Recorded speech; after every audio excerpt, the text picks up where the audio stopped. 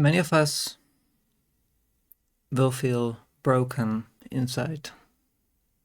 Sometimes, occasionally, sometimes, often. Some of us, pretty much all the time. It's the feeling that something about you inside your head is just not right. That you cannot understand the world around you, that there's this disconnect. That things keep happening in society and interactions and you're just there, but you don't understand it and you cannot interact with it and everything goes wrong. And you just feel that everything gets away from you, and no matter what you do, you always do it wrong and everything just goes wrong. And you don't really see a way that things can get better at that point. And that's a horrible feeling. That you feel that's because in your perception, it is society that is perfect. Society is the way it should be. Society is just the way it has to be. The problem is you. That's how it feels. You are broken, no society. Everything that is going wrong in your life is only because you are broken. But the answer, of course, is that neither is true. And both are true. Because you are broken, but so is society. The problem is that the problem basically starts with adulting. When you are a child, when you are growing up, you're supposed to be part of a family. You're supposed to be raised by parents who will protect you against society, against everything that comes at you from society. They will handle all those details while also instilling you along the way over many years how society works and what to expect, what to be careful with, what to watch out for, how to handle situations, and all of those little bits of information. And that is what is commonly called parenting. Normally, when parenting is done right, the child grows up and becomes ready to transition from childhood into adulthood. Of course, much of that is through the often rocky intermission called the teenage years. But with some luck and with good parenting, the child will come out at the end of this intermission as an adult, capable of taking on the world, set on the right track, the right path towards leading a happy, fulfilling, and productive life.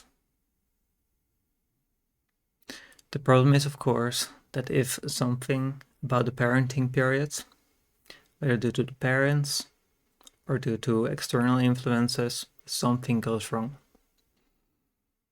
When you end up with a broken transition, when you end up with a situation where the child is not allowed to be a child, where this process is interrupted, where the child is forced to grow up too quickly, where the child is exposed to terrible things like abuse or war or other things that the child should never have to deal with. The loss of the parents is also a major factor, and it is very hard to compensate for. So once you have a child who has become an orphan, for example, that is a terrible situation and hard to deal with. If a child ends up becoming an orphan during a war, or becomes separated from the parents during the war, or just has to go through the horrors of such a situation. Or it also happens in the case of abuse, where suddenly the family environment or the extended family environment becomes hostile rather than protective. In such situations, the transition from childhood to adulthood is interrupted, is broken.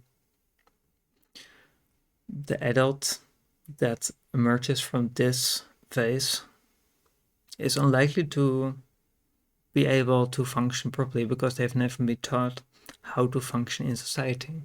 They've never been taught or taught how to behave, what to expect, how to communicate, what to watch out for. All of those details are only partially there, completely missing, or sometimes heavily distorted. For example, in the case of trauma, because if you're, especially during the early years of childhood, if your emotional development is formed by something like childhood trauma, for whatever reason, that is something that affects the child's brain directly, can cause issues that will affect the child's natural development, even if they later end up in a normal, healthy family environment. That is still something that will trouble them for a very, very long time. And that is something that no matter how well they are treated afterwards, can still result in a broken transition to adulthood. No matter what it costs, at the end, the child becomes a broken adult with emotional and other deficiencies that make it incredibly hard for this person to interact with the others in society, to understand society, to cope with the things in society that are wrong, because that is the second part, is that if society was perfect, if everybody out there was nice and caring and protective and generous, and they would never do anything negative towards others. They would not bully, they would not torture, they would not kill, they would not steal. I mean, at that point, it would be kind of like, okay, well, even a broken adult can function in such a society because they don't deal with a lot of stress. But then you put a broken adult into an environment where they have to deal with a lot of stress because they're having to deal with things like, well, other things that normally would be provided by the parents, like shelter and clothes and food, and everything essential, and just love and happiness. Suddenly, you're supposed to adult those yourself. You're supposed to be the adult. You're supposed to protect yourself. But if you haven't been taught those skills, if you don't know how to do that, if you have traumas that strike whenever you try to do those things, at that point, you cannot do those things. You cannot function in society. You cannot interact. You cannot get a job. You cannot hold a job. You just cannot function in society. So that is a pretty terrible situation. And how do you deal with that? Well, first of all, it is not the fault of the person who ends up like that. It is just a sad fact of life, of society, that society basically exists out of a mixture of people who have had the normal transition into adulthood from a happy family and a caring environment. And alongside those, you have people who are all broken in some way. They haven't had as much love during their childhood as they would have needed. They had a sibling was a bit too aggressive and would like to beat them sometimes, or they had a single mother raising them because the father had left, but the mother was still really caring and nice and did everything, but still, it was also tough. And then there are the ones who are really, really broken because the family they came out of was horrid, or the environment they came out of was so traumatic. War orphans, to name that example again. But in the end, those people are not, they didn't choose to be broken.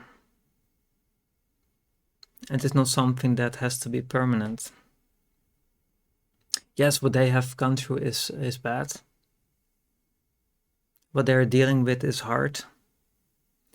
But in the end, it is something that's inside their brain, whether it's, for example, in the case of PTSD, you have some real neurological changes, which basically which really affect the fight or flight mechanism. So whenever there's a situation that reminds them of some abusive or horribly traumatic situation that they experienced in the past, then they can snap right back into that flashback, and the flight mechanism, fight or flight, goes in overdrive, and they cannot be expected to function at that point. But that is something that can be toned down with enough care and attention, and above all, understanding for yourself. If you are someone who is broken like that, who feels broken like that, what you can do is take the time to really consider yourself, to look at yourself, at your past, at your present, at your current behavior. Don't judge. Don't condemn yourself. Don't yell at yourself. Don't be negative. All those negative feelings about, oh, I'm broken, I'm a horrible person, I must kill myself, I must something terrible. No. Just accept those thoughts, but don't interact with them. Just let them be. Let them just float by and just watch. Because what you have to do for yourself to understand this brokenness is to observe it. When you feel those feelings, you have to look at them from a distance. Just don't interact with those feelings. Don't think about it on a direct level. Just observe. What do those feelings mean? Where do they come from? Where do they take you? And why? The more understanding you get from where those feelings come from, the better you understand how to deal with them. And even if they don't ever go fully away, at least you can just watch them pass by instead of them ramming into you whenever it happens. Because that's often the point where it becomes really hard to to respond to anything normally. Because when you are, for example, in your rental apartment and you're just feeling completely overwhelmed by everything, and you're just beating yourself up, figuratively or literally, and the only thing that you can think of is just what a worthless person you are and how it would be better if you didn't exist and all those things. Those thoughts, just push them away, observe them from a distance. Just repeat that as an exercise constantly, every time it happens. Don't interact with them. You don't need to interact with them.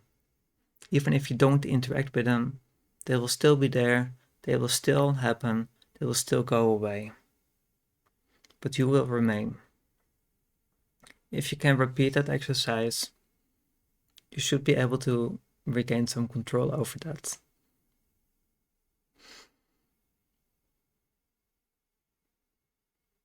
If you reach that step, you can begin to try and fix it, at least as far as possible. Once you understand the cause of why you are broken, why you went through a broken transition from childhood to adulthood, then you can look at what is actually missing. What went wrong? How can you fix it? There is no universal solution for that. That is something that is completely personal. But once you learn to observe the things from a distance, you can track down the causes. You can observe them. You can go back in your memories to those points in time, recall things that happened.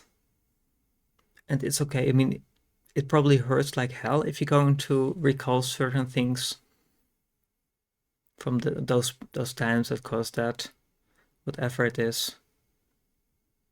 But if you can do that, you can recall those things, then you can observe them, place them, neutralize them, and they don't have to affect you anymore. Because even if you think that your past does not affect you, it does. You will never get rid of your past, but you can accept your past. Even if you don't interact with it directly, even if you don't let it interact with you, because you, as an adult, you only have to interact with what happens in the present, and you have to be prepared for the future. What happened in your past shapes you. What happens in your past does not go away. What happens in your past will forever make you into the person you are today. But remaining a broken adult, that is a choice which you make yourself. If you really want to heal, to be happy, to feel happy, then that is something that you have to choose for yourself. Someone else cannot say that you must be happy. Just like when someone is depressed, someone cannot come up to the person and say, hey, smile, you will feel better. Because that's not how it works. But if you want to feel better, if you want to stop feeling broken inside, you have to let go of the feeling. You have to accept that that feeling of being broken is not who you are, is not what you want to be. It's not something that you want to have remain part of who you are. Once you reach that phase, you will likely realize that society is pretty broken. As I mentioned earlier, society is a mixture of mostly people in various states of brokenness.